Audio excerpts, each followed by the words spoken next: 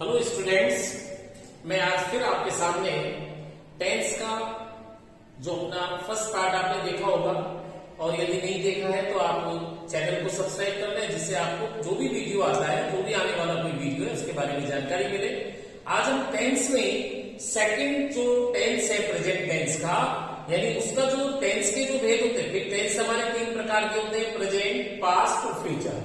इसके बाद में फिर जो हर टेंस का 4 भेद होते हैं, तो उसके अंदर सिंपल प्रेजेंट या इंडेफिनिट को कहते हैं, और दूसरा जो भेद होता है वो प्रेजेंट कंटिन्यूअस टेंस होता है।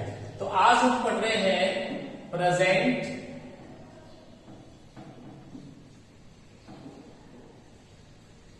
Continuous tense.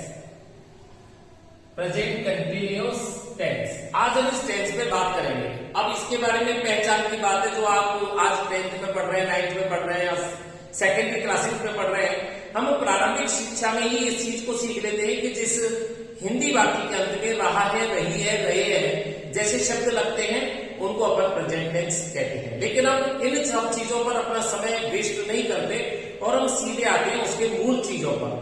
तो इसका स्ट्रक्चर क्या होता है, सबसे पहले हम ये देखते हैं। तो इसका स्ट्रक्चर हमारा होता है S plus am plus is plus are plus V4 plus ING plus object place plus time. ये हमारा फॉर्मूला होता है। अब इस फॉर्मूले का आपको पता है कि अपने फॉर्मूले के बारे में मैंने V4 आईएनजी फॉर्म को बताया है, और V5 जो है मैंने आपको सिंपल प्रेजेंट टेंस में यानी ऐसे या यस लगने वाली फॉर्म में बताया था। अब लेकिन चक्कर क्या है, V4 का मतलब आईएनजी फॉर्म में, यानी वर्ब में आईएनजी लगना है। अब यहाँ पे हमारी आपकी मिस्टेक हो जाती है कि आईएनजी तो लगाए, लेकिन क्या जैसी वर्ब है उसी के अंदर हम आईएनजी लगा दें, या उसमें कुछ परिवर्तन भी होते हैं, उस चीज की जानकारी हमको होनी चाहिए। तो सबसे पहले अपन देखें, आप सबसे पहले देखें, यदि किसी क्रिया के अंतिम में, यानी किसी क्रिया का जो लास्ट लेटर है वो यदि ई है, क्या है चीज ई। यदि किसी वर्ब का लास्ट लेटर ई है तो उस ई को हटा देते हैं, यानी इस ई को तो हम हटा देंगे और इसके स्थान पर आईएनजी जोड़ देंगे। समझ में आ गई। अब जैसे मान लीजिए लीव, उदाहरण देखिए लीव। अब यहां ई आया तो यहां हम कर रहे हैं लीविंग, कर रहे हैं, यानी लीव को हमने क्या किया, लिविंग। अब जैसे मेक, MEKE, लास्ट लेटर ई आया, लेकिन हमने इसको क्या बनाया, मेकिंग। समझ में आई बात। अब इसके अंदर दूसरी बात देखिए, एक ये बात तो एक हुई, इसके अंदर दूसरी बात क्या होगी, दूसरी बात, यदि वर्ब का अंतिम अक्षर, यदि वर्ब का अंतिम अक्षर consonant plus vowel plus consonant, यदि वर्ब का अंतिम जो लेटर होते हैं, अंतिम लेटर यानी कि 3 हो गए, एक तो कॉन्सोनेंट, वोवेल, तो सबसे अंत में कॉन्सोनेंट, उसके पहले वोवेल और उसके पहले कॉन्सोनेंट हो, तो हम अंतिम अक्षर को डबल कर देते हैं। हम अंतिम अक्षर को डबल कर देंगे, यानी लास्ट लेटर को हम क्या करेंगे, डबल कर देंगे, और फिर हम आईएनजी लगा देंगे। लास्ट लेटर को हम डबल कर देंगे और फिर आईएनजी लगा देंगे।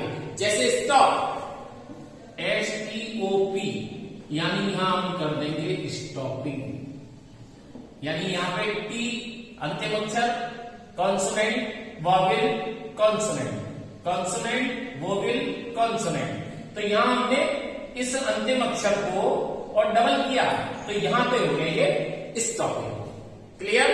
इसके बाद में अगली बात आती है, इसके अंदर आप नोट डालोगे, तो नोट डाल के क्या होगा, यदि नोट डालना है, यदि 2 सिलेबल वर्ब, 2 सिलेबल यानी 2 सिलेबल वाली वर्ब के अंतिम अक्षर को, अंतिम अक्षर में यानी कि वही कॉन्सोनेंट है, वॉवेल है, फिर कॉन्सोनेंट है, तो हम अंतिम अक्षर को डबल नहीं करते। अब यहां डबल सिलेबल और सिंगल सिलेबल वाले को तो हम डबल करेंगे, लेकिन यदि डबल सिलेबल दिया हुआ है तो हम उसके अंतिम अक्षर को डबल नहीं करेंगे और उसको जैसे वैसे, जैसे मान लो हेड पर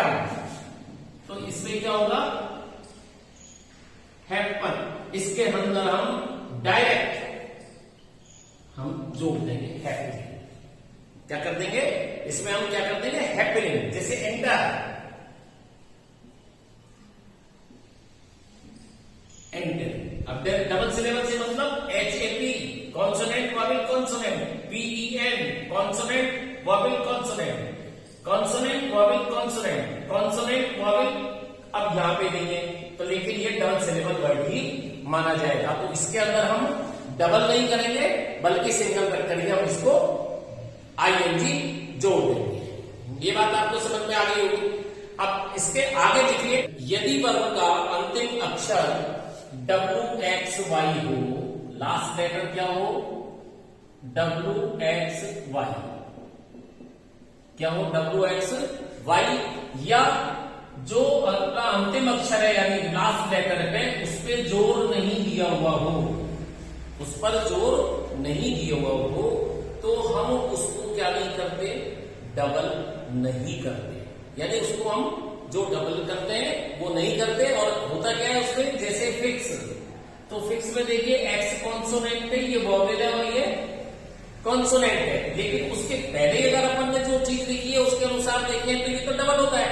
लेकिन यहां आपको एक बात आ गई कि डबल सिलेबल मतलब आपके हो तो सही, कॉन्सोनेंट हो, वॉवेल हो, कॉन्सोनेंट हो, लेकिन इसके अंदर भी क्या एक कंडीशन लगा दी गई है कि यदि अंतिम अक्षर एक्स पे खत्म हो, डब्ल्यू पे खत्म हो, वाई पे खत्म हो, तो हमको उसमें क्या नहीं करना, डबल नहीं करना। और उसमें यदि जोर नहीं दिया गया है तो भी हमको उसको डबल नहीं करना। तो अभी अपने फिक्स है तो हमने फिक्स को क्या किया, फिक्सिंग।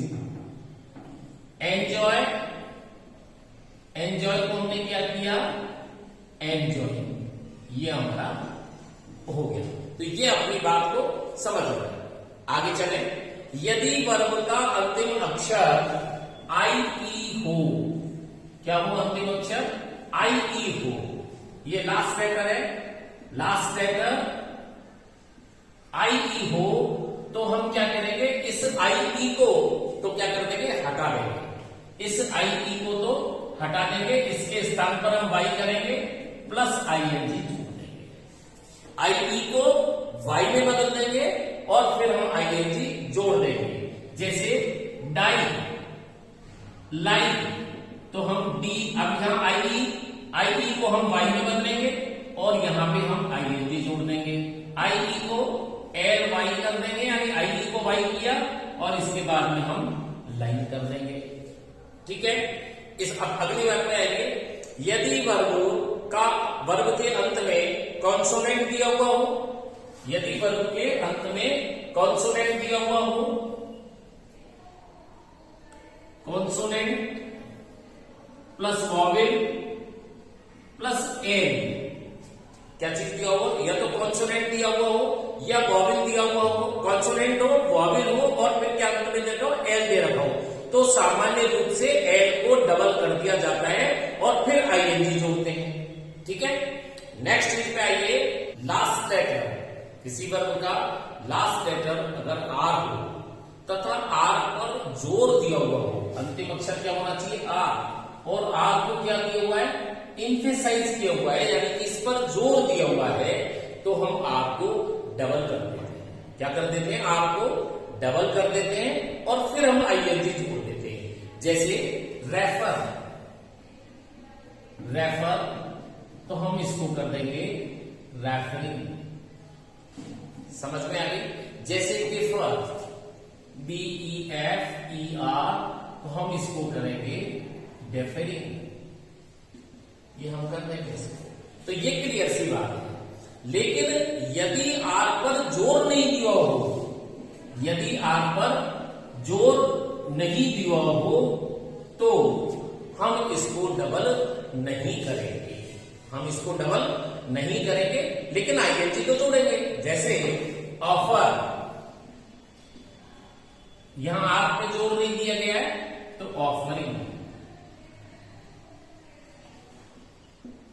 ऑफरिंग, तो यहां ऑफर का ऑफरिंग हो गया और सफर का सफरिंग हो जाएगा। जैसे SUFFER, तो SUFFER, सफरिंग। अब अपन आते हैं प्रेजेंट कंटिन्यूअस में। हमारे प्रेजेंट कंटिन्यूअस को हम तीन प्रकार के वाक्य बना सकते हैं। पॉजिटिव बना सकते हैं, नेगेटिव बना सकते हैं और इंट्रोगेटिव बना सकते हैं।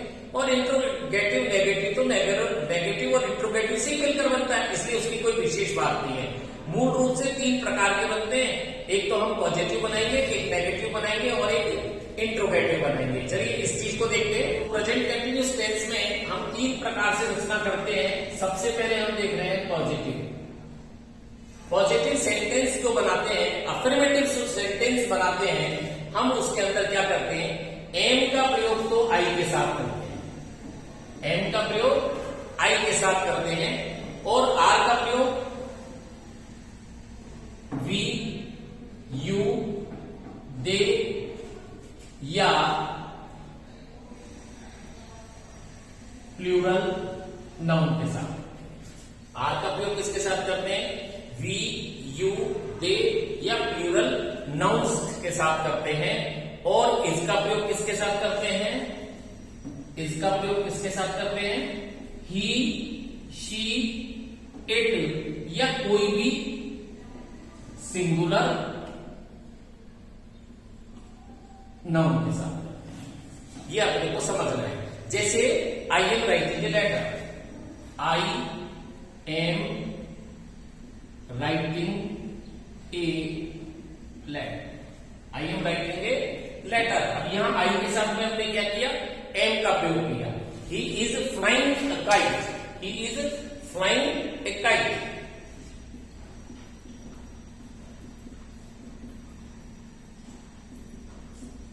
ही इज फ्लाइंग, तो ही के साथ में किसका प्रयोग हुआ, इज का। तो ही के साथ शी के, चाहे सब्जेक्ट शी हो, चाहे ही हो, चाहे इट हो, इन सब के साथ में इज का प्रयोग होता है। तो ये हमारी क्या चीज है, पॉजिटिव सेंटेंस यानी कि अफर्मेटिव सेंटेंस। ये अपना उसका एक एग्जाम्पल है। अब आगे अपन देखते हैं नेगेटिव सेंटेंस।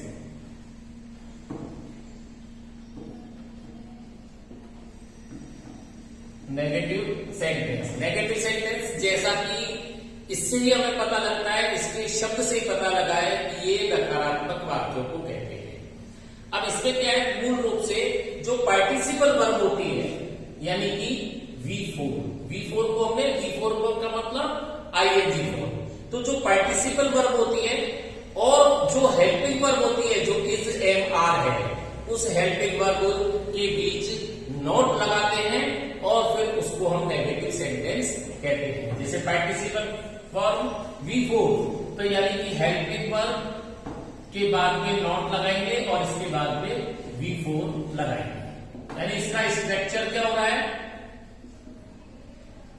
स्ट्रक्चर इसका क्या है, स्ट्रक्चर इसका हुआ, इसका स्ट्रक्चर क्या बना, स्ट्रक्चर बना इसका subject plus helping verb plus not plus V4 plus object plus P plus time. यानी P का मतलब प्लेस और T का मतलब टाइम। यानी कि I am not working hard, I am not working hard.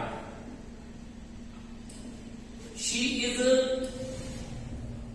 Not dancing, she is not dancing. तो यहां पे क्या हुआ, दे आर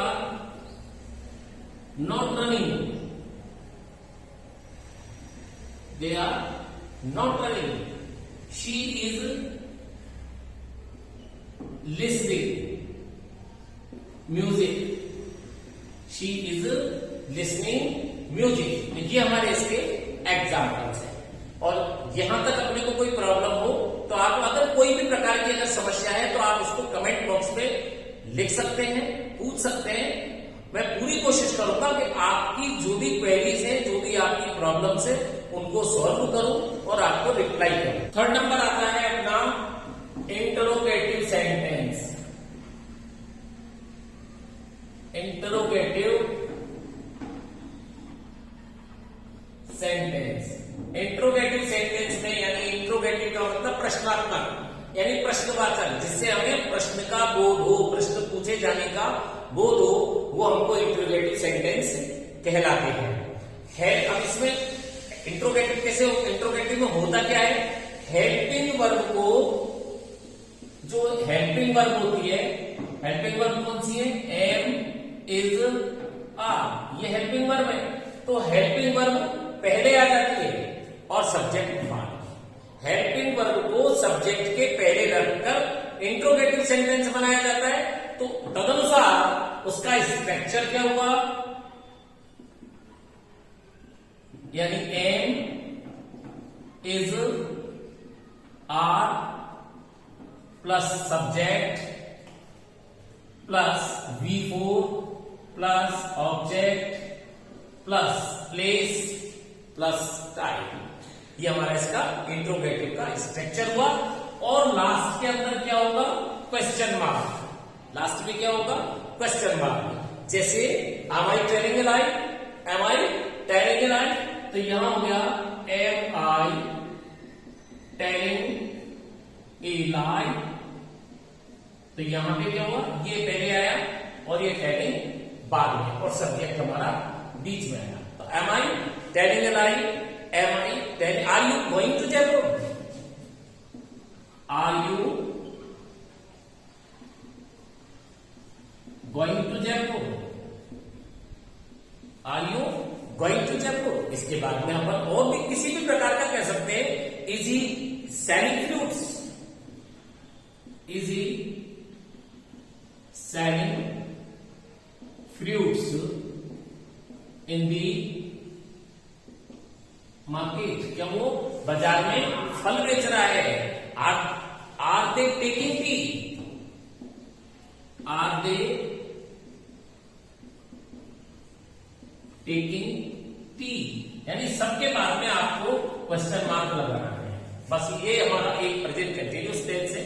तो प्रेजेंट कंटिन्यूअस टेंस के अंदर ये तो एक सामान्य बात है कि इस एमआर का प्रयोग करते हुए आए, लेकिन एक्चुअल में होता क्या है, हम आईएनजी जब लगाते हैं तो कभी तो उसके अंदर से कुछ हट जाता है, कभी कुछ हट जाता है। उसकी बातें मैंने आपको बताई थी, उस बात को हमने लिखाई थी।